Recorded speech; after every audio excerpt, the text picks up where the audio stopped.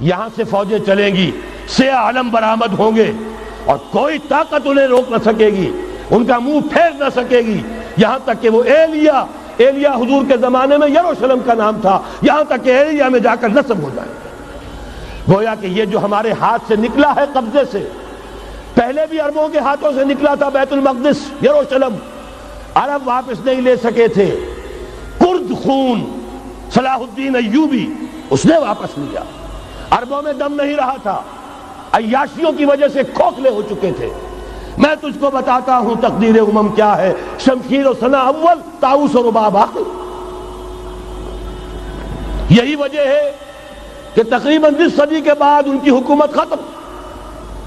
آشمارا حق بود در خون بارد بر زمین بر زوال ملک مستعصم امیر المومنی. یہ ہوا کہ نہیں ہوا؟ جبکہ آئے ہیں تاتاری ہورڈز، اور جنہوں نے کہ آخری خلیفہ بنو عباس اسے محل میں سے نکالا، ایک کھال کے اندر لپیٹ کر اور اپنے گھوڑوں کے سوؤں تلے کچل دیا. عرب معزول کر دیے گئے تھے، لیکن اب دوبارہ عربوں کو جب سہارا ملا ہے، لیکن اب بھی انہوں نے کہیں اسلام قائم نہیں کیا.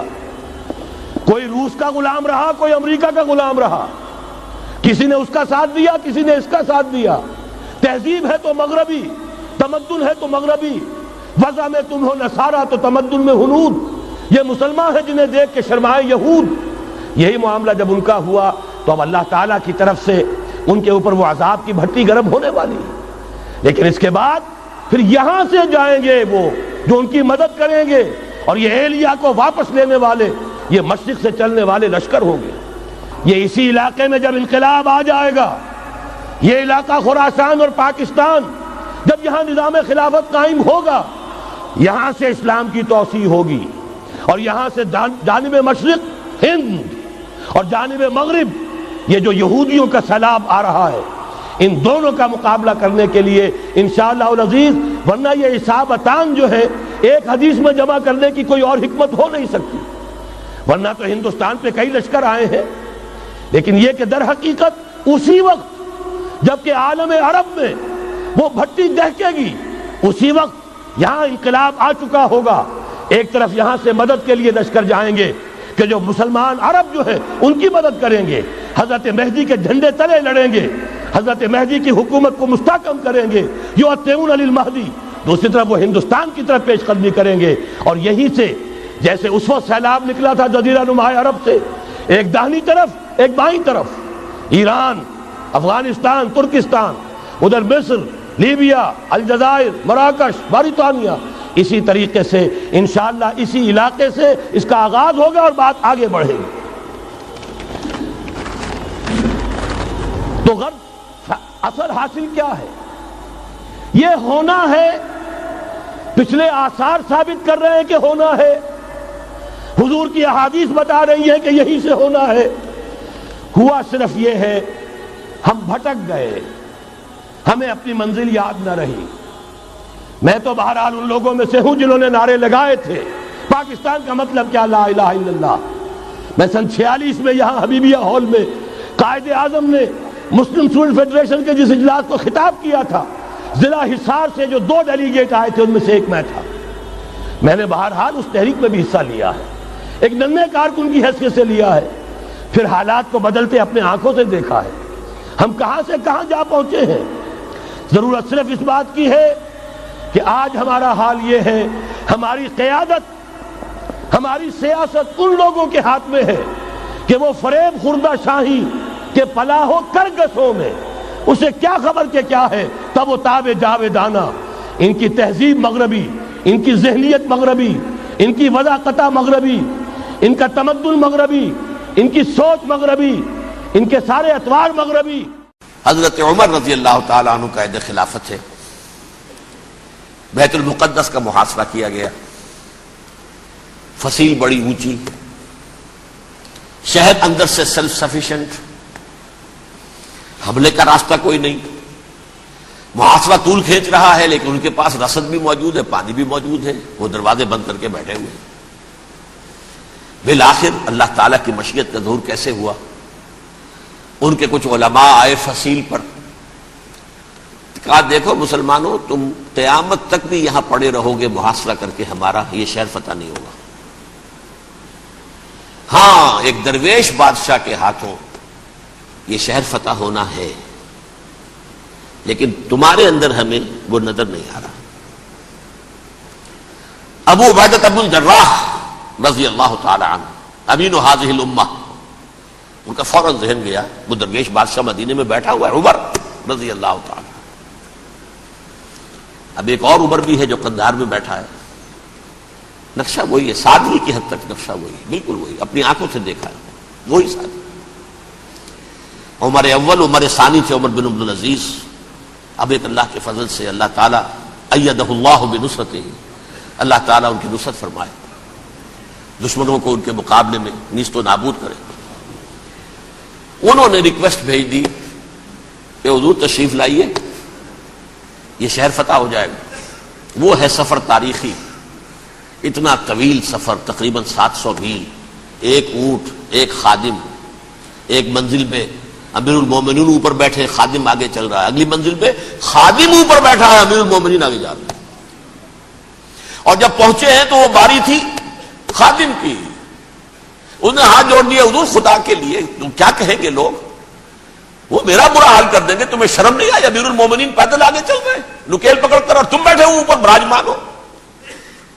حضرت عمر فرمایا الدور دورک، نہیں باری تمہاری ہے، بیٹھ۔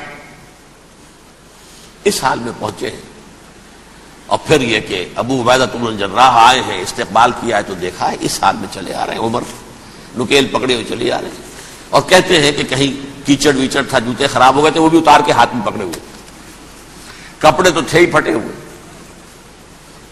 انہوں نے کہا کہ حضرت ابو عبیدہ نے، دیکھیے یہ بڑا متمدن ملک ہے، بڑا مہذب علاقہ ہے یہ، آپ ذرا حلیہ اپنا دوست فرما لیں تب جا کے پیش ہم آپ کو کریں گے۔ آپ نے فرمایا نحن قوم اعزنا اللہ بالاسلام، ہم وہ قوم ہیں جنہیں اللہ نے عزت دی ہے اسلام کے ذریعے سے، کپڑوں کے ذریعے سے نہیں، دولت کے ذریعے سے نہیں۔ اسی حال میں گئے ہیں، اوپر سے انہوں نے کھڑے ہو کر نشانیاں دیکھی ہیں، اپنی کتابیں کھولی، ہاں یہ وہی ہے، اچھا لو جی سرنڈر، شہر تمہارے ہاتھ میں۔ خون کا ایک قطرہ نہیں بہا اور بیت المقدس فتح ہو گیا۔ لیکن اس وقت حضرت عمر نے ایک نرمی یہ کی کہ یہودیوں کے لیے بھی اسے اوپن سٹی قرار دے دیا۔ یہ احسان عظیم حضرت عمر کا، اس سے پہلے یہودی آ ہی نہیں سکتا تھا، داخل ہی نہیں ہو سکتا تھا، وہاں وہ آ کر وزٹ نہیں کر سکتا تھا، زیارت نہیں کر سکتا تھا اپنے مقدس مقامات کی۔ حضرت عمر نے یوں سمجھیے کہ تقریباً 550 برس کے بعد ان کے لیے راستہ کھولا ہے کہ ہاں تم آ سکتے ہو، زیارت کر سکتے ہو۔ لیکن یہ عیسائیوں نے لکھوایا معاہدے کے اندر، انہیں یہاں آپ آباد ہونے کی اجازت نہیں دیں گے، لیکن کم وزٹ دی پلیسز، دیکھیں زیارتیں کریں اور جائیں۔ یہ معاہدہ حضرت عمر کا ہے رضی اللہ تعالی، جو پھر خلافت راشدہ کے بعد بنو امیہ نے بھی اس کو آنر کیا، بنو عباس نے کیا، پھر جو ہمارے یہ ترکوں میں اندر خلافت آئی تو ترک خلفاء نے بھی اس معاہدے کی پوری پابندی کی۔ فلسطین میں آ سکتے ہیں یہودی صرف زائرین کی حیثیت سے، وہاں آباد نہیں ہو سکتے۔ اب آئیے اگلا دور آیا حضرت عثمان کا دور خلافت۔ یہ ہے وہ وقت کہ اب یہود نے امت مسلمہ کی پیٹھ میں چھرا گھونپا۔ وہ کیسے؟ ایک یہودی عبداللہ ابن سبا اسلام کا لبادہ اوڑھ کر آ گیا، معاشرے کا جائزہ لے لیا، ان میں بنو ہاشم اور بنو امیہ میں جو پرانی کشاکش تھی اس کے کچھ نہ کچھ جراثیم باقی ہیں، اگر ان کو ذرا بھڑکا دے تو مسلمانوں میں انتشار پیدا ہو جائے۔ کہا یہ عثمان کون ہے؟ یہ تو بنو امیہ میں سے ہے، یہ حق تو بنو ہاشم کا ہے، خلافت ان کے پاس ہونی چاہیے، محمد کے تو رشتہ دار وہ ہے صلی اللہ علیہ وسلم۔ عوام الناس کے اندر بات پھیلنی شروع ہوئی، پھر ایک بڑی سازش کے انداز میں حضرت عثمان کے خلاف پروپیگنڈا، حضرت عثمان کے جو عاملین تھے، گورنر تھے، ان کے خلاف پروپیگنڈا، اور ایسی ہوشیاری کرتے تھے کہ کوفے میں کوفے کے حاکم کے خلاف کچھ نہیں کہنا، اجی مصر میں یہ ہو رہا ہے، اجی شام میں یہ ہو رہا ہے، اجی یہ جو عثمان ہے وہ یہ کر رہا ہے، یہ ظلم ہو رہا ہے، یہ لوٹ مار ہو رہی ہے، یہ خیانتیں ہو رہی ہیں۔ اب نہ تو اس زمانے میں مینز آف کمیونیکیشن، کیسے تصدیق کریں؟ افواہیں تو آپ آج کراچی کے اندر شروع ہو جائے تو پتہ نہیں چل سکتا کسی کو کہ کیا اس میں صداقت ہے کیا جھوٹ ہے. اور بری بات جو ہے فطرت انسانی کی کمزوری ہے وہ فوراً قبول کرتا ہے. کسی کے بارے میں اچھی بات ماننے کو تیار نہیں ہوتا لیکن بری بات تو فوراً تیار. بہرحال یہ فتنہ انہوں نے اٹھایا, حضرت علی کی الوہیت کا فتنہ اٹھایا, حضرت عثمان کے خلاف الفتنۃ الکبریٰ برپا کیا, حضرت عثمان شہید ہوئے. اس کے بعد 5 برس تک مسلمان ایک دوسرے کی گردنیں کاٹتے رہے, باہمی خانہ جنگی ہوئی. امت کو وہ زخم لگایا ہے جو آج تک جس سے خون رس رہا ہے. یہ شیعان عثمان اور شیعان علی تھے جو بعد میں پھر سنی اور شیعہ ہو اور آج تک ہے. فتنہ کس نے جگایا؟ ایک عبداللہ ابن سبا یہودی اور اس کے کارندے, شیطان کا ایجنٹ, اور انسانوں میں سے بھی اس کے جو بھی حواریین تھے اور شیطانوں کے اندر سے بھی تھے, انہوں نے بھی اس آگ کو بھڑکایا. یہ آپ سوچ لیجئے کہ یہ کس نے وہ زخم لگایا؟ یہودی. اگلا دور آیا, خلافت راشدہ ختم ہوئی, بنو امیہ کا بھی دور کافی گزر گیا. طارق ابن زیاد 712 عیسوی میں حملہ کرتے ہیں اسپین پر. اسپین اس وقت عیسائیت کا بہت بڑا گڑھ, بڑے کٹر ترین عیسائی جو ہے وہ اسپین میں تھے. لہذا یہودیوں کی وہاں بہت پٹائی ہوتی تھی, بہت پٹائی ہوتی. یہ میں بتا چکا ہوں, دشمنی تھی ان کی تو چلی آ رہی تھی. عیسائیوں کے ہاتھوں یہودیوں کی وہ تو سن 300 عیسوی سے ایمپرر کانسٹنٹائن کے بعد سے شروع ہو گئی تھی. اس حوالے سے یہودیوں نے اس وقت چالاکی یہ برتی, کچھ راستے واسطے بتائے, کچھ مدد کی طارق ابن زیاد کی. طارق ابن زیاد نے انہیں اپنا محسن سمجھا, ہسپانیہ فتح ہو گیا تو یہودی چونکہ محسنین کی فہرست میں آ چکے تھے, انہیں بہت اقتدار نصیب ہوا, بڑی سپورٹ مسلمانوں نے دی. ان کے بڑے بڑے علماء جو اسی دور کے اندر پیدا ہوئے, بڑے بڑے تھنکرز ان کے اسی دور میں پیدا ہوئے. بن گوریون جو کہ ایک وزیر اعظم تھا اسرائیل کا, اس نے یہ لکھا اپنی کتاب میں, Muslim Spain was the golden era of our diaspora. وہ ڈائسپورا جو 70 عیسوی سے شروع ہوا تھا اور 1917 عیسوی تک جاری رہا ہے, اس میں سے گولڈن ایرا ہمارا جو تھا وہ مسلم اسپین تھا. ہسپانیہ میں بیٹھ کر ہم نے عیش کیے. لیکن وہاں سے انہوں نے اور جو کچھ کیا, یہ تو داستان کے تو بہت سے گوشے ہیں, لیکن میں جس اسٹریٹ لائن میں چل رہا ہوں اس کے اعتبار سے ایک بات سمجھ لیجیے. وہاں بیٹھ کر انہوں نے اب عیسائیت کی پیٹھ میں چھڑا گھونپا, پروٹیسٹنٹ مذہب پیدا کیا, تقسیم کر دیا. جیسے شیعہ سنی کی تقسیم, عبداللہ ابن سبا, رومن کیتھولک اور پروٹیسٹنٹ کی تقسیم, یہودی علماء. ہوتا کیا تھا؟ ہسپانیہ کی یونیورسٹیاں ہیں, کارڈووا میں ہے, ٹولیڈو میں ہے, گریناڈا میں ہے, غرناطہ, قرطبہ, تولیتلا, اور وہاں آتے تھے لوگ. فرانس سے چلے آ رہے ہیں نوجوان پڑھنے کے لیے, جرمنی سے چلے آ رہے ہیں, اٹلی سے چلے آ رہے ہیں. 3 ہی ملک قریب ترین پڑھتے ہیں سینٹرل جو یورپ کے ہیں. یہاں پر جو ہے وہ اسلام جو نور پھیلا رہا تھا اس سے بھی مستفیض ہوئے. جہالت کے جو ہے پردے ان کے وہ چھٹے. اس کے ساتھ ہی وہ یہودی وہاں ان کے اندر جو جراثیم داخل کر رہے تھے وہ اس عیسائیت کے خلاف بغاوت تھی جو اس وقت دنیا میں. اب میں آپ کو ذرا اس جو انسانوں میں سے انسان دشمنی کا جن کا سب سے بڑا رول ہے, میں ان کی 2000 سالہ تاریخ کا آپ کے سامنے نقشہ رکھنا چاہتا ہوں. ان 1400 سال کا تو میں نے صرف 4 آپ کو پوائنٹس بتائے. موسیٰ سے عیسیٰ تک 1400 برس علیہ الصلوۃ والسلام. 2 مرتبہ عروج, 2 مرتبہ زوال. اشیریوں کے ہاتھوں پٹوائی, بابلیوں کے ہاتھوں پٹانا, گریکس کے ہاتھوں مرمت, رومنس کے ہاتھوں مرمت. یہ جو 2000 سال ہیں, کیونکہ اب تو ظاہر بات ہے 21ویں صدی شروع ہو گئی, 20 صدیاں حضرت مسیح کو پوری ہو گئی. پہلی بات نوٹ کیجئے, حضرت مسیح کی پیدائش ہے سن 1 قبل مسیح. یہ نقطہ آپ نے کبھی سنا ہے یا نہیں؟ جب ملینیم کا سلسلہ شروع ہوا تھا پچھلے سال تو میں نے بیان کر دیا تھا کہ ایک عجیب حساب کے اندر انہوں نے غلطی کی ہوئی ہے. حضرت مسیح کی پیدائش ہوئی 25 دسمبر کو. سن انہوں نے شروع کر دیا, جو اس کے بعد جنوری آئی تو پہلا سال شروع ہو گیا. اگر جنوری سے پہلا سال شروع ہوا تو یہ 6 دن جو ہے تو اس کے پچھلے سال میں تھے. لہذا کہا جائے گا کہ Jesus Christ was born 1 year before Christ BC. تو ایک قبل مسیح میں حضرت مسیح کی پیدائش ہوئی. یہ آخری اسرائیلی نبی اور رسول. یہودی علماء کی مخالفت، دشمنی، سولی پر چڑھوا دینا میں بیان کر چکا ہوں. سن 33 عیسوی میں جبکہ حضرت مسیح کی عمر 33 برس تھی، اللہ تعالیٰ نے انہیں زندہ آسمان پر اٹھا لیا. لیکن یہودیوں نے اپنے خیال کے مطابق انہیں سولی پر چڑھوا دیا، ان کی موت واقع ہو گئی. اگرچہ اس کے بعد یہ اختلاف ہے ان میں. یہودی کہتے ہیں وہ سولی پر چڑھ گیا، ختم ہوا، مر گیا. عیسائی کہتے ہیں نہیں، انتقال ہوا ہے مسیح کا صلیب پر، لیکن پھر وہ دوبارہ زندہ ہو گئے ہیں. ان کی لاش ایک غار میں رکھ دی گئی تھی، وہاں ریزریکشن ہو گیا، ان کا باعث بعد الموت وہی ہو گیا، اور پھر انہیں اللہ نے زندہ آسمان پر اٹھا لیا. تو ہمارے اور عیسائیوں کے درمیان نوٹ کر لیجئے، یہ چیز مشترک ہے کہ حضرت مسیح آسمان پر زندہ اٹھائے گئے. فرق کیا ہے؟ وہ سمجھتے ہیں کہ سولی دیے گئے، سولی پر مرے، پھر زندہ ہوئے، پھر گئے. ہم سمجھتے ہیں کہ نہیں، وما صلبوہ وما قتلوہ، انہوں نے نہ صلیب دے سکے انہیں اور نہ انہیں قتل کر سکے، بل رفعہ اللہ الیہ، اللہ نے اٹھا لیا. پھر ہمارا اور یہ اس کا عیسائیوں کا ایک اور اتفاق ہے، سیکنڈ کمنگ آف جیسس، حضرت مسیح دوبارہ آئیں گے. یہ عیسائیوں کا بھی عقیدہ ہے اور ہمارا بھی.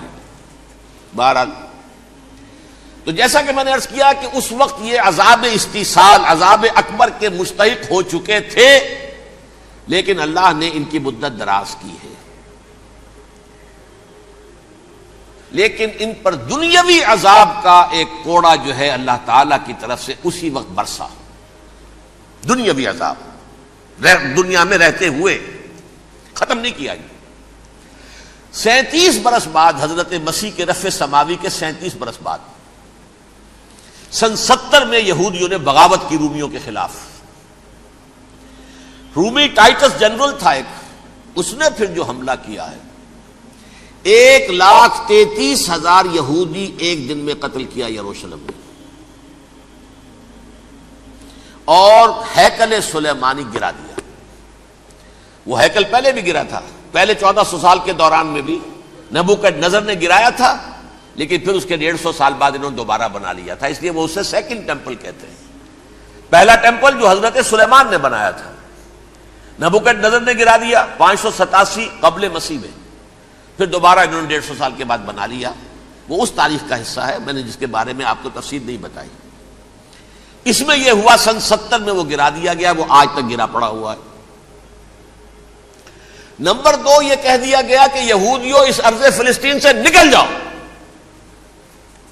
تم یہاں نہیں رہ سکتے ہو. لہذا جس کا جہاں سینگ سمایا چلا گیا. یورپ میں چلے گئے، ایشیا میں آ گئے، عرب میں آ گئے. یہ 3 قبیلے جو رات بھی میں نے عرض کیا تھا، بنو قینقاع، بنو نذیر اور بنو قریظہ، یہ وہاں سے آ کے مدینے میں آباد ہو گئے. جس کا جہاں سینگ سمایا، افریقہ میں، ہندوستان میں، جہاں چلے گئے. ڈایاسپورا اسے کہتے ہیں، وہ آپ نوٹ کر لیجیے اس لفظ ڈایاسپورا. ہمارا دور انتشار، جبکہ ہمیں ہماری اصل سرزمین تو فلسطین ہے، حضرت ابراہیم کا مسکن، حضرت اسحاق، حضرت یعقوب کا مسکن فلسطین، یہ ہے ہماری اصل جاگیر، یہ تو ہماری جدی پشتی جاگیر ہے. لیکن یہاں سے نکال دیے گئے سن 70 عیسوی میں، اور وہاں سے لے کے 1917 تک ان کا ڈایاسپورا جاری رہا. یہ دور انتشار ہے. اس دور انتشار کے اب چند حصے ہیں جس کو میں چاہتا ہوں کہ آپ علیحدہ علیحدہ سمجھ لیں. دور انتشار کا جو پہلا جو ہے تقریباً 300 برس رومی حکمران تھے. وہ یہودیوں کے بھی دشمن تھے اور عیسائیوں کے بھی دشمن تھے. عیسائی اور یہودی ایک دوسرے کے بھی دشمن تھے، لیکن رومی سمجھتے تھے کہ یہ ایک ہی تھیلی کے چٹے بٹے ہیں. رومیوں کے نزدیک عیسائی بھی یہودیوں ہی کا ایک فرقہ تھے، کوئی علیحدہ مذہب تو تھا ہی نہیں. لہذا رومی جو ہیں رومنز، وہ ان دونوں کو ستاتے تھے، مارتے تھے، اور یہ آپس میں لڑتے تھے. یہودی عیسائیوں کو مارتے تھے، عیسائی یہودیوں کو مارتے تھے. یہ ہے 300 برس تک کی تاریخ. سن 300 عیسوی میں کیا ہوا؟ ایک معجزہ ہو گیا. بہت عظیم ایمپرر کانسٹینٹائن، قسطنطین اعظم، رومن ایمپررز میں سے بہت بڑا ایمپرر، وہ عیسائی ہو گئے. اب تو معاملہ بالکل تلپٹ ہو گیا، پوری سلطنت عیسائی ہو گئی. اب عیسائیوں کے عیش ہو گئے اور یہودیوں پہ مار پڑنی شروع ہوئی. اب عیسائیوں کا آپ خود سوچئے کہ جنہیں وہ خدا بنا بیٹھے ہیں، خدا کا بیٹا قرار دے رہے ہیں، ان کے قاتل کون؟ یہودی بدماش. لہذا ان کی وہ پٹائی شروع ہوئی ہے یورپ میں، پوری رومن امپائر میں. انہیں ذلیل کیا گیا، شہروں میں آمد بند، علیحدہ رہو، گھیٹوز کے اندر رہو. یہودی کا نام جو ہے وہ گالی بن گیا، جیسے آج بھی یہودی گالی کہتے ہیں، جیسے خنزیر کا لفظ. آخر وہ بھی اللہ کی مخلوق ہے، لیکن آپ کو معلوم ہے کوئی شخص زبان پہ نام نہیں لانا چاہتا خنزیر کا، سور کا. ہے تو مخلوق، وہ بھی ایک حیوان ہے. ایسے ہی یہ ہے یہودی گالی، جیوٹ گالی. لہذا ایک طرف تو ان دونوں کے درمیان دشمنی، جس کو قرآن کہتا ہے وَأَغْرَيْنَا بَيْنَهُمُ الْعَدَاوَةَ وَالْبَغْضَاءَ، ہم نے ان کے مابین دشمنی جو ہے پیدا کر دی. اور جب یہ پوری سلطنت عیسائی ہو گئی تو قافیہ تنگ ہو گیا یہودیوں کا. اب آئیے 571 عیسوی، یعنی جب کہ ڈائسپورا کو کتنا عرصہ ہو چکا تھا؟ 500 برس. سن 70 سے شروع ہوا ڈائسپورا، جب ٹائٹس نے گرایا ہے ہیکل کو اور نکال باہر کیا انہیں فلسطین سے. بھاگ جاؤ، یہاں ایک یہودی بھی نہیں رہے گا. فلسطین سے نکال دیے گئے. اس کے پورے 500 برس بعد سن 571 عیسوی میں حضور کی پیدائش ہوئی، ولادت باسعادت محمد رسول اللہ صلی اللہ علیہ وسلم. 610 میں آپ پر وحی کا آغاز ہوا. لیکن حضور کے ساتھ ان کا معاملہ کیا رہا؟ اول تو جب کہ حضور ابھی مکے ہی میں تھے، یہودیوں نے ریشہ دوانیاں شروع کر دی حضور کے خلاف. قریش مکہ کو سکھاتے تھے، پڑھاتے تھے، ان سے یہ پوچھو، ان سے یہ پوچھو، انہیں اس طرح تنگ کرو، ان سے یہ امتحان لو. یہ آپ کے علم میں ہے. سورہ بنی اسرائیل میں، سورہ کہف میں وہ سوالات جو امتحانی سوالات آئے تھے، ذوالقرنین کون تھا، اصحاب کہف کون تھے، تم رسول بنے پھرتے ہو تو بتاؤ، اور یہ روح کی حقیقت کیا بتاؤ. یہ ساری ریشہ دوانیاں کر رہے تھے بیٹھے ہوئے ابھی وہیں پر. حضور ابھی پہنچے بھی نہیں. ہجرت فرما کر حضور تشریف لے آئے تو حضور نے، جسے ماسٹر سٹروک کہا جائے گا، یعنی اسٹیٹس مین شپ کا ماسٹر سٹروک، آپ نے مدینے میں آتے یہودیوں کے ساتھ پیکٹ کر دیا، جوائنٹ ڈیفنس پیکٹ آف مدینہ، کہ اگر مکے والے ہم پر حملہ کریں گے تو ہم مل جل کر ایک قوم کی حیثیت سے مقابلہ کریں گے. یہ میثاق مدینہ کہلاتا ہے، جس کے بہت غلط معنی پہنائے جا رہے ہیں آج کل. بہرحال میں موضوع میرا چونکہ یہ نہیں، میں ادھر نہیں جاؤں گا. لیکن ہوا کیا؟ ہر مرتبہ یہ خیانت کے مرتکب ہوئے. ان نے جو عہد کیے تھے ان سے پھرے. اندر ہی اندر سازش، ریشہ دوانی، حضور کی بدترین دشمنی. سورہ نساء کی آیت نمبر 12 میں 14 میں 13 میں فرمایا ہے لا تزال تطلع علی خائنۃ منہم. اے نبی، ہمیشہ آپ کے علم میں ان کی طرف سے خیانتیں، بددیانتیاں آتی رہیں گی. اور بار بار وہ مسلسل جنگ کی آگ بھڑکاتے تھے. قریش کو دعوت دیتے، آؤ آؤ آؤ، ہم اندر سے بغاوت کر دیں گے، تم آؤ تو صحیح، ختم کریں محمد کو اور اہل ایمان کو صلی اللہ علیہ وسلم ورضی اللہ تعالی عنہم اجمعین. لیکن پھر جب وہ آتے تھے تو یہ دبک جاتے تھے، ان میں ہمت نہیں تھی. میدان کے مرد نہیں رہے تھے کہ سورہ حشر میں ان کا نقشہ کھینچا گیا ہے. کھلے میدان میں مقابلے کی اس کے اندر صلاحیت ہی نہیں ہے. یہ تو فصیلوں کے پیچھے سے، جیسے عورتیں کہیں دیہات میں لڑائی ہوتی ہے تو مرد جو ہے گلیوں میں لڑتے ہیں، عورتیں اوپر سے پتھر پھینکتی ہیں، بس وہ کام یہ کر سکتے تھے. من ورائے جدر، فصیلوں کے پیچھے سے، جنگ میں میدان میں نہیں آ سکتے. بہرحال قرآن مجید میں ہے یہ سورہ مائدہ کی آیت نمبر 64 کلما اوقدوا نارا للحرب اطفاها اللہ. اکثر و بیشتر مواقع پر تو یہ جب آگ بھڑکاتے تھے جنگ کی، اللہ اسے بجھا دیتا تھا. لیکن بہرحال اس کے باوجود جنگیں ہوئی، غزوہ بدر، غزوہ احد ہوئی کہ نہیں؟ یہ ساری اصل شرارت نہیں. اور اس کے نتیجے میں حضور نے پھر ایک ایک کر کے 3 قبیلوں کو سزا دی. غزوہ بدر کے فوراً بعد بنو قینقاع نکالے گئے مدینے سے، غزوہ احد کے فوراً بعد بنو نذیر نکالے گئے، اور غزوہ احزاب کے بعد بنو قریظہ نکال دیے گئے. یہ تو میں نے آپ کے سامنے رکھ دیا صرف حضور کے زمانے میں ان کا کیا رویہ رہا. دشمن، رات بھی ہم نے وہ آیت پڑھی تھی، لَتَجِدَنَّ أَشَدَّ النَّاسِ عَدَاوَةً لِلَّذِينَ آمَنُوا الْيَهُودُ وَالَّذِينَ أَشْرَكُوا. اہل ایمان کی دشمنی میں شدید ترین تم پاؤ گے یہودیوں کو اور مشرکین. مشرکین بھی بعد میں ہے، پہلے یہودی. حضور کے بعد کیا ہوا اب یہ نوٹ کیجئے، یہ ان کی تاریخ کا دوسرا دور ہے. حضرت عمر رضی اللہ تعالیٰ عنہ کا عہد خلافت ہے. بیت المقدس کا محاصرہ کیا گیا، فصیل بڑی اونچی، شہر اندر سے سیلف سفیشینٹ، حملے کا راستہ کوئی نہیں. محاصرہ طول کھینچ رہا ہے لیکن ان کے پاس رسد بھی موجود ہے، پانی بھی موجود ہے، وہ دروازے بند کر کے بیٹھے ہوئے ہیں. بالآخر اللہ تعالیٰ کی مشیت کا ظہور کیسے ہوا؟ ان کے کچھ علماء آئے فصیل پر، کہا دیکھو مسلمانوں، تم قیامت تک بھی یہاں پڑے رہو گے محاصرہ کر کے، ہمارا یہ شہر فتح نہیں ہوگا. ہاں ایک درویش بادشاہ کے ہاتھوں یہ شہر فتح ہونا ہے، لیکن تمہارے اندر ہمیں وہ نظر نہیں آ رہا.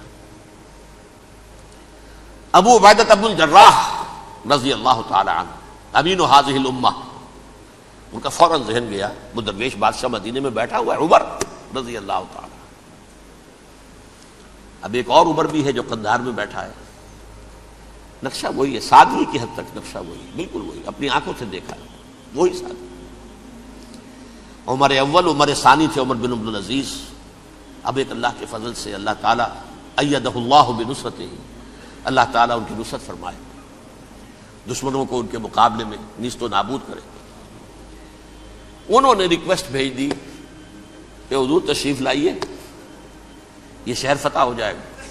وہ ہے سفر تاریخی، اتنا طویل سفر، تقریباً 700 میل، ایک اونٹ، ایک خادم، ایک منزل پہ امیر المومنین اوپر بیٹھے، خادم آگے چل رہا ہے، اگلی منزل پہ خادم اوپر بیٹھا ہے، امیر المومنین آگے جا رہے ہیں.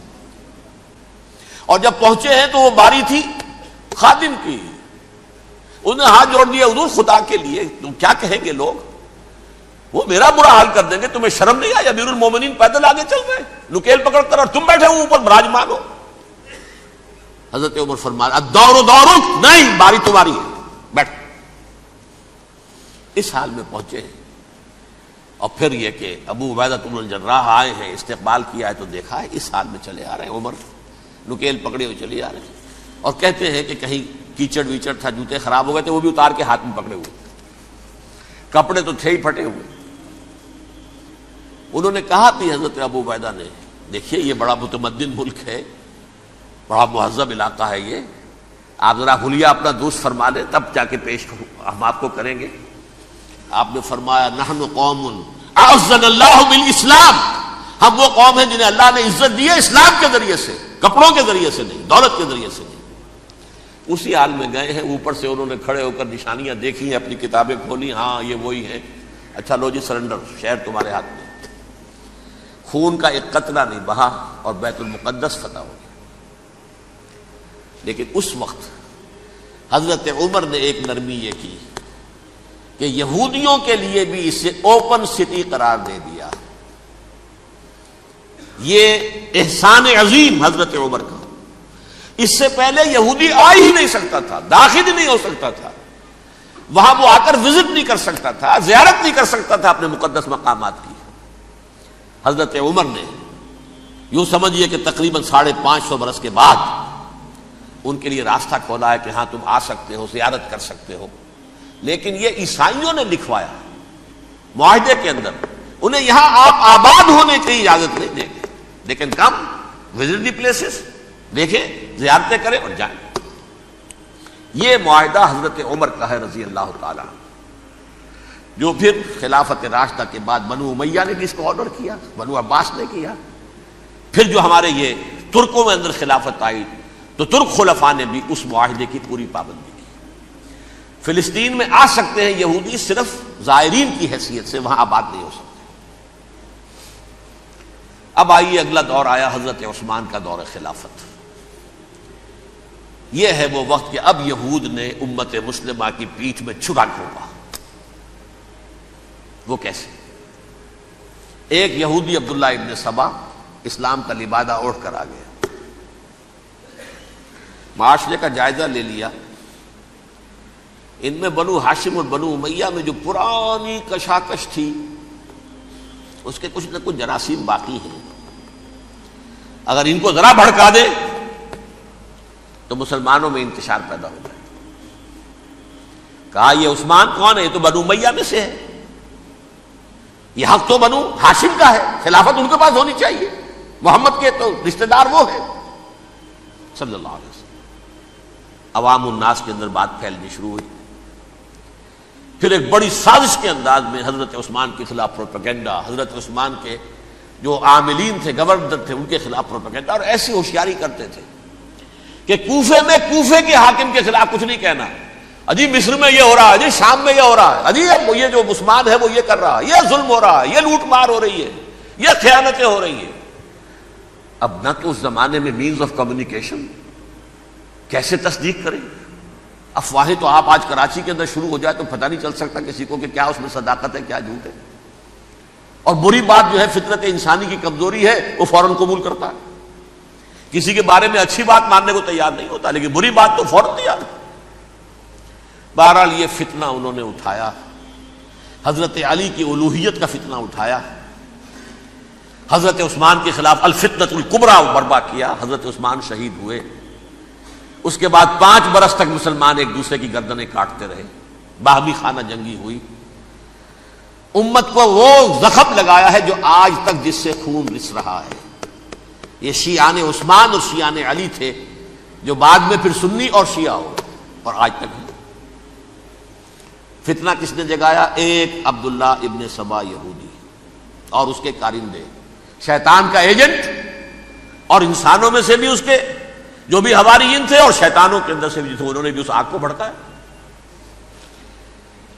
یہ آپ سوچ لیجئے کہ یہ کس نے وہ زخم لگایا؟ یہودی۔ اگلا دور آیا، خلافت راشدہ ختم ہوئی، بنو امیہ کا بھی دور کافی گزر گیا۔ طارق ابن زیاد 712 عیسوی میں حملہ کرتے ہیں اسپین پر۔ اسپین اس وقت عیسائیت کا بہت بڑا گڑھ، بڑے کٹر ترین عیسائی جو ہے وہ اسپین میں تھے، لہذا یہودیوں کی وہاں بہت پٹائی ہوتی تھی، بہت پٹائی ہوتی ہے، میں بتا چکا ہوں، دشمنی تھی ان کی تو چلی آ رہی تھی عیسائیوں کے ہاتھوں یہودیوں کی، وہ تو سن 300 عیسوی سے ایمپرر کانسٹنٹائن کے بعد سے شروع ہو گئی تھی۔ اس حوالے سے یہودیوں نے اس وقت چالاکی یہ برتی، کچھ راستے واسطے بتائے، کچھ مدد کی طارق ابن زیاد کی۔ طارق ابن زیاد نے انہیں اپنا محسن سمجھا، ہسپانیہ فتح ہو گیا تو یہودی چونکہ محسنین کی فہرست میں آ چکے تھے، انہیں بہت اقتدار نصیب ہوا، بڑی سپورٹ مسلمانوں نے دی۔ ان کے بڑے بڑے علماء جو اسی دور کے اندر پیدا ہوئے، بڑے بڑے تھنکرز ان کے اسی دور میں پیدا ہوئے۔ بن گوریون جو کہ ایک وزیر اعظم تھا اسرائیل کا، اس نے یہ لکھا ہے اپنی کتاب میں، Muslim Spain was the golden era of our diaspora. وہ ڈائسپورا جو 70 عیسوی سے شروع ہوا تھا اور 1917 عیسوی تک جاری رہا ہے، اس میں سے گولڈن ایرا ہمارا جو تھا وہ مسلم اسپین تھا، ہسپانیہ میں بیٹھ کر ہم نے عیش کیے۔ لیکن وہاں سے انہوں نے اور جو کچھ کیا، یہ تو داستان کے بہت سے گوشے ہیں، لیکن میں جس اسٹریٹ لائن میں چل رہا ہوں اس کے اعتبار سے ایک بات سمجھ لیجیے، وہاں بیٹھ کر انہوں نے اب عیسائیت کی پیٹھ میں چھرا گھونپا، پروٹیسٹنٹ مذہب پیدا کیا، تقسیم کر دیا، جیسے شیعہ سنی کی تقسیم، عبداللہ ابن سبا، رومن کیتھولک اور پروٹیسٹنٹ کی تقسیم، یہودی علماء۔ ہوتا کیا تھا، ہسپانیہ کی یونیورسٹیاں ہیں، کارڈووا میں ہے، ٹولیڈو میں ہے، گریناڈا میں ہے، غرناطہ، قرطبہ، تولیتلا، اور وہاں آتے تھے لوگ فرانس سے چلے آ رہے ہیں نوجوان پڑھنے کے لیے، جرمنی سے چلے آ رہے ہیں، اٹلی سے چلے آ رہے ہیں، 3 ہی ملک قریب ترین پڑھتے ہیں سینٹرل جو یورپ کے ہیں۔ یہاں پر جو ہے وہ اسلام جو نور پھیلا رہا تھا اس سے بھی مستفیض ہوئے، جہالت کے جو ہے پردے ان کے وہ چھٹے، اس کے ساتھ ہی وہ یہودی وہاں ان کے اندر جو جراثیم داخل کر رہے تھے وہ اس عیسائیت کے خلاف بغاوت تھی جو اس وقت دنیا میں عیسائیت اس وقت تھی۔ پوپ کا راج تھا دنیا میں اس وقت، یورپ میں جو عیسائیت تھی اس میں ایک طرف بادشاہ تھے، لیکن بادشاہوں کی حیثیت وہاں پر یوں سمجھ لیجئے کٹھ پتلیوں کی تھی، اصل قوت پوپ کے ہاتھ میں تھی۔ اور پوپ کو انہوں نے جیسے قرآن نے کہا اتخذوا احبارهم ورهبانهم اربابا من دون اللہ، کیونکہ سینٹ پال نے شریعت موسوی ساقط کر دی تھی تو اب شریعت تھی ہی نہیں، پوپ کو اختیار تھا جس چیز کو چاہے حلال قرار دے دے، جس چیز کو چاہے حرام قرار دے دے۔ اتخذوا احبارهم ورهبانهم اربابا من دون اللہ۔ انہوں نے کہا صاحب یہ پوپ کس بلا کا نام ہے، یہ بھی انسان ہے۔ بات تو ٹھیک تھی نا، اصل حیثیت تو کتاب کی ہونی چاہیے نا، ڈیوائن بک، دی ریویلڈ اسکرپچر۔ لہذا اور یہ کتاب ہر شخص پڑھ سکتا ہے، کوئی پوپ کے باپ کو جو ہے کوئی اس کے لیے پروپرائٹری رائٹس تو نہیں ہے کہ صرف پوپ پڑھ سکتا ہے یا پادری پڑھ سکتے ہیں، ہم بھی پڑھ سکتے ہیں، ہم بھی سمجھ سکتے ہیں۔ یہ باتیں تھی کہ جن کو بڑھا چڑھا کر بیان کر کے اور پوپ کا اقتدار ختم کرا دیا اور توجہ مرکوز کر دی بائبل کی طرف۔ اب بائبل میں بڑا حصہ تو اولڈ ٹیسٹامنٹ کا ہے۔ نتیجہ کیا ہوا؟ یہود کی عظمت پروٹیسٹنٹس کے نزدیک مسلم ہو گئی۔ اصل قوم تو یہ ہے، وہ دشمنی بدلی کہ نہیں بدلی؟ موسیٰ کے امتی یہ ہے، تورات موسیٰ کو دی گئی، ابراہیم کی نسل یہ ہے۔ لہذا وہ جو دشمنی تھی، جو عداوت تھی کہ ہمارے خدا کو سوری چڑھانے والے ہیں یہ بدماش، اس کا ازالہ ہوا اس پروٹیسٹنٹ مذہب کے نتیجے میں۔ یہ میں اب آپ کو بتاتا ہوں کہ ایک نتیجہ وہ نکلا ہے جسے برٹرنڈ رسل نے بیان کیا ہے، اس کی کتاب ہے ان پریز آف آئیڈلنس، صفحہ 108۔ وہ لکھتا ہے the Christians retaining the Judaic belief in special revelation added to it the Roman desire for world wide domination and the Greek taste for metaphysical subtleties. The combination produce the most fiercely persecuting religion that the world has yet known. یہ 3 چیزیں آ کر عیسائیت میں مل گئی۔ ایک تو جب یہ اولڈ ٹیسٹامنٹ جو ہے وہ ان کے ہاتھ میں آ گئی، اور اس کے میں کچھ آپ کو بتا دیتا ہوں کہ اولڈ ٹیسٹامنٹ کی تعلیمات، کیونکہ یہ اولڈ ٹیسٹامنٹ جو ہے یہ محرف تھی۔ اصل تورات تو گم ہو گئی تھی 587 قبل مسیح میں، جب پہلی مرتبہ ہیکل جو ہے تباہ ہوا ہے، اس وقت ختم ہو گئی تھی۔ اس کے کوئی 150 سال کے بعد انہوں نے یادداشتوں سے مرتب کر کے لکھی ہے۔ اب اس میں ان کے اپنے خیالات، اپنے امانی، اپنی توجیحات وہ شامل ہو گئی۔ لہذا آپ ذرا میں آپ کو حوالے دیتا ہوں، اس کتاب کے اندر مظالم کی جو تعلیم دی گئی ہے، اہل کتاب نے اپنے مظالم قتل عام کے جواز کے لیے تورات میں تبدیلیاں کی اور پیغمبروں پر دہشت ناکی اور بدترین حرام کاری کے الزامات لگائے۔ سنیے، پہلا حوالہ ہے یہ گنتی باب 31 آیات 17-18۔ اس لیے ان بچوں میں جتنے لڑکے ہیں سب کو مار ڈالو، اور جتنی عورتیں مرد کا منہ دیکھ چکی ہیں ان کو بھی قتل کر ڈالو، لیکن ان لڑکیوں کو جو مرد سے واقف نہیں اور اچھوتی ہیں اپنے لیے زندہ رکھو۔ یہ کسی اللہ کی کتاب کا یہ جملہ ہو سکتا ہے؟ کسی ریویل بک کا؟ اور سنیے، یہ ہے استثناء ڈیٹرانومی باب 20 آیت 16-18۔ پر ان قوموں کے شہروں میں جن کو خداوند تیرا خدا میراث کے طور پر تجھ کو دیتا ہے، کسی ذی نفس کو جیتا نہ بچا رکھنا، جیسا خداوند تیرے خدا نے تجھ کو حکم دیا بالکل نیست کر دینا۔ مرد، عورتیں، بچے، بوڑھے سب ختم۔ یہ کتاب مقدس ہے۔ اور سنیے، سیموئیل باب 27 آیت نمبر 9. اور داؤد نے اس سرزمین کو تباہ کر ڈالا اور عورت مرد کسی کو جیتا نہ چھوڑا. نمبر 4، ان سب آباد شہروں کو ماں، عورتوں اور بچوں کے بالکل نابود کر ڈالا. کتاب استثناء باب 3 آیت 6. یہ ہے جو کہہ رہا ہے برٹرنڈ رسل. کرسچینٹی میں آ کر بھی یہ 3 چیزیں شامل ہو گئی. ایک تو یہ باربیرین، یہ تعلیم جو ہے، اور یہ مذہب کے نام پہ تعلیم، یہ کتاب مقدس کی تعلیم. نمبر 2، رومنز کے اندر جو ایک تمنا تھی ورلڈ ڈومینیشن کی، وہ عیسائیت کے اندر آ گئی. اس لیے کہ پوری رومن امپائر جو ہے عیسائی ہو گئی، تو اسے وراثت کے اندر ورلڈ ڈومینیشن کی جو ایک تمنا تھی وہ مل گئی. اور پھر یہ کہ انہوں نے جو توہمات تھے یونانیوں کے، ان کو بھی اپنے ہاں مختلف شکلوں کے اندر جمع کر لیا. ان 3 چیزوں کا the combination produced the most fiercely persecuting religion that the world has yet known. اس کے نتیجے میں دنیا میں تاریخ انسانیت کے اندر جو بدترین خونخوار ترین مذہب ہو سکتا ہے، وہ شکل عیسائیت نے اختیار کی. اور اس کا مظہر عتم کیا تھا، نوٹ کیجئے. صلیبی جنگیں. ایک بات ٹائم ٹیبل کے اعتبار سے نوٹ کر لیجئے گا. فرسٹ ملینیم ختم ہوا، سیکنڈ شروع ہوا. ان کے 1000 سال ختم ہوئے تو 11ویں صدی میں سیکنڈ ملینیم شروع ہوا، تو پہلی صلیبی جنگیں ہوئی. لاکھوں مسلمان قتل کیے. صرف یروشلم کے اندر اتنا خون بہایا ہے کہ خود ان کے ہسٹورینز لکھتے ہیں کہ جب ان صلیبیوں نے، جب گھوڑوں کے ساتھ وہ چل رہے تھے گلیوں میں، تو ان کے گھوڑوں کے گھٹنوں تک خون کی ندی بہ رہی تھی. جہاں سے گزرے ختم کرتے چلے گئے، آبادیاں کی آبادیاں ختم کر.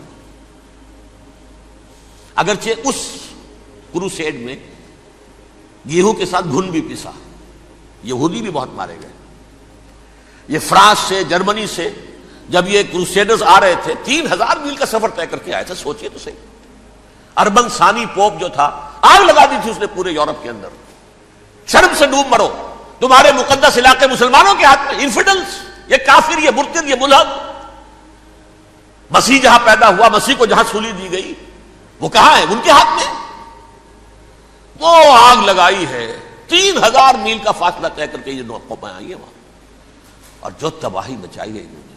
تاریخ انسانی میں ایسی بربریت کی کوئی مثال. اور یہ ان کے اپنے ہسٹورینز لکھتے ہیں. شرم کے مارے ایسے محسوس ہوتا ہے جیسے ان کی گردنیں جھکی جا رہی ہیں. لکھتے ہیں یا غبی بے کبریا غلوا سغل میں غبا مصطفیٰ و مجتبی غلوا سغل میں ہوا گئے خیر الورا غلوا سغل میں غبا شاہ انبیاء غلوا سغل میں ہوا یا رسول